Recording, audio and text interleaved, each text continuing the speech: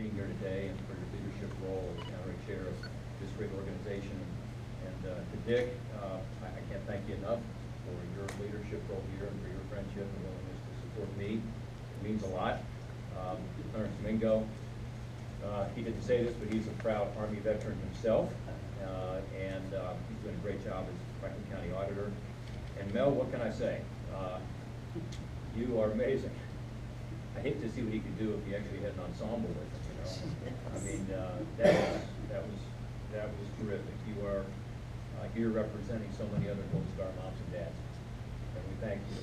And your son made the ultimate sacrifice, but you sacrificed as well.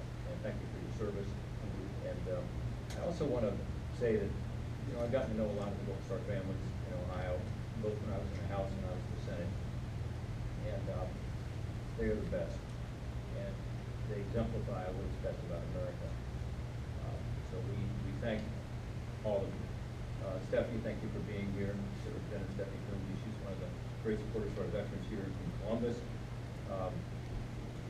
I was proud to be involved in several specific initiatives. I have generally been very supportive of our veterans because they deserve it for what they have done for us, putting their lives on the line. Afghanistan and Iraq, conflicts most recently, very, very tough. A lot of deployments, a lot of Ohioans.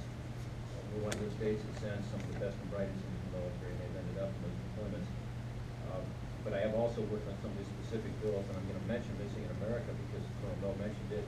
The VFW, I want you to know, was one of the great supporters in that legislation. And Harley, thank you for opening the hall today and for what the VFW does for our veterans every day. You know, you guys are a social organization, but you're really an organization that holds up the veterans and their families. And some of these younger veterans coming back, you know, are being incorporated now into the VFWs. I think that's terrific. They need you. You know, when veterans are surrounded by their veterans, they do better when they come back.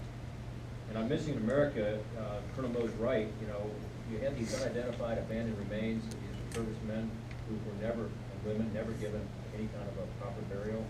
And this legislation was incredibly important to me because we had some instances here in Ohio of this happening.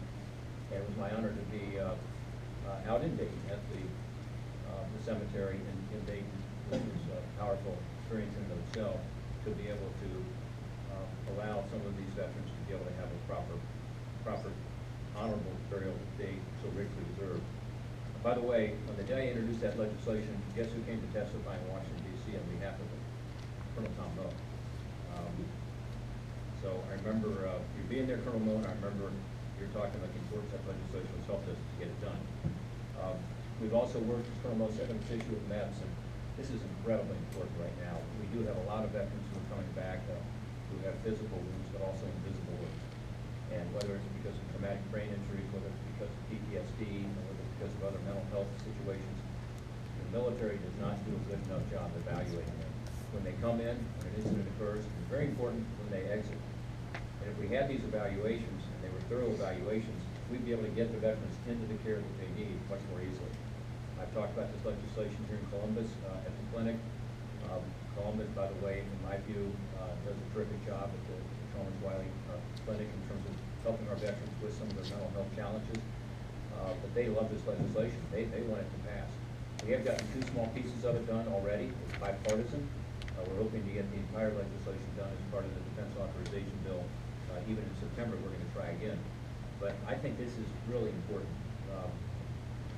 Whether it's having to be constantly vigilant because of sudden attacks, ambushes, the IEDs, suicide bombings, sometimes returning home is tough. And the safety and order of Ohio can sometimes be disorienting for these veterans, and we need to do more to help them to relearn to trust others, learn them how to integrate back into society in a way that they can have a fulfilling life. And I think this MEPS legislation is incredibly important. It will help us to identify problems before they become a problem. And specifically, will help us get those veterans who have PTSD, who might be too proud to acknowledge it and to get into the program they need to avoid them getting even deeper in. By the way, 40 national veterans organizations, including VFW and others, are supporting this legislation. Medical organizations supporting others. So we're hoping to get this across the finish line, not just parts of it, but all of it. The other issue I want to talk about briefly